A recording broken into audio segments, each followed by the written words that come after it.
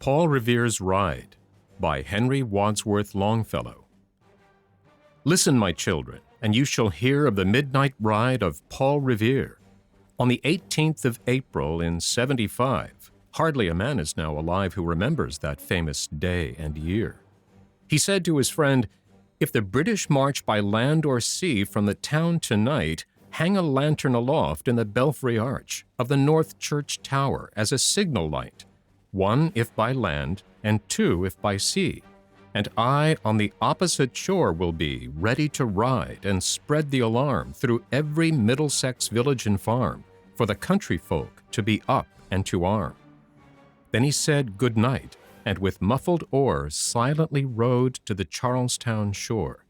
Just as the moon rose over the bay, where swinging wide at her moorings lay the Somerset, British man-of-war, a phantom ship, with each mast and spar across the moon like a prison bar, and a huge black hulk that was magnified by its own reflection in the tide. Meanwhile his friend through alley and street wanders and watches with eager ears, till in the silence around him he hears the muster of men at the barrack door, the sound of arms and the tramp of feet, and the measured tread of the grenadiers marching down to their boats on the shore. Then he climbed to the tower of the church, up the wooden stairs with stealthy tread, to the belfry chamber overhead, and startled the pigeons from their perch on the somber rafters that round him made masses and moving shapes of shade. By the trembling ladder, steep and tall, to the highest window in the wall, where he paused to listen and look down a moment on the roofs of the town, and the moonlight flowing over all.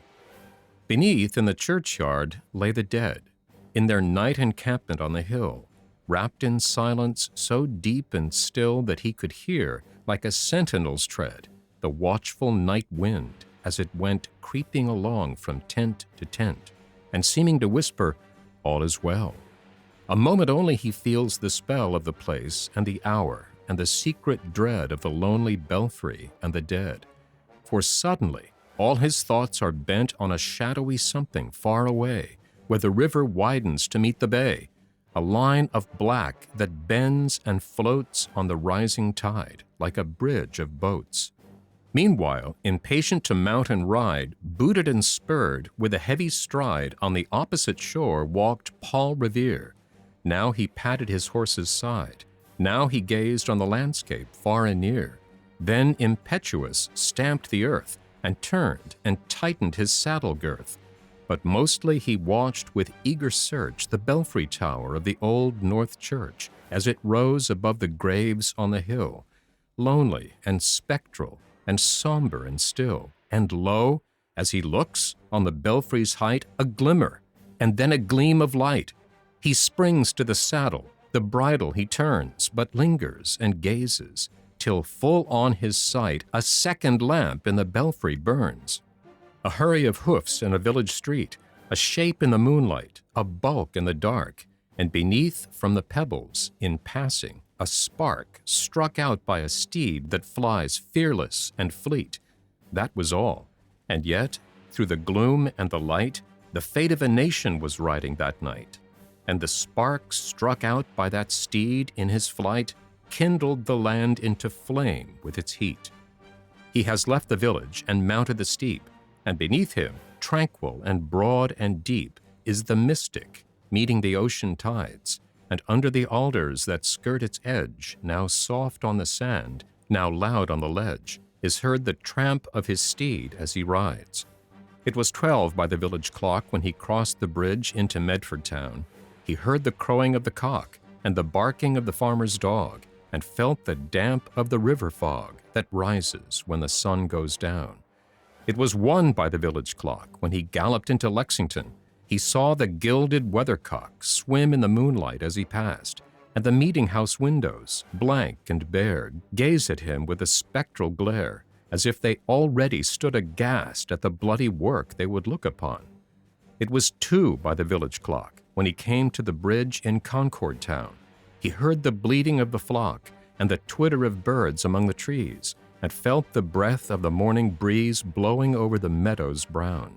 And one was safe and asleep in his bed, who at the bridge would be first to fall, who that day would be lying dead, pierced by a British musket ball. You know the rest.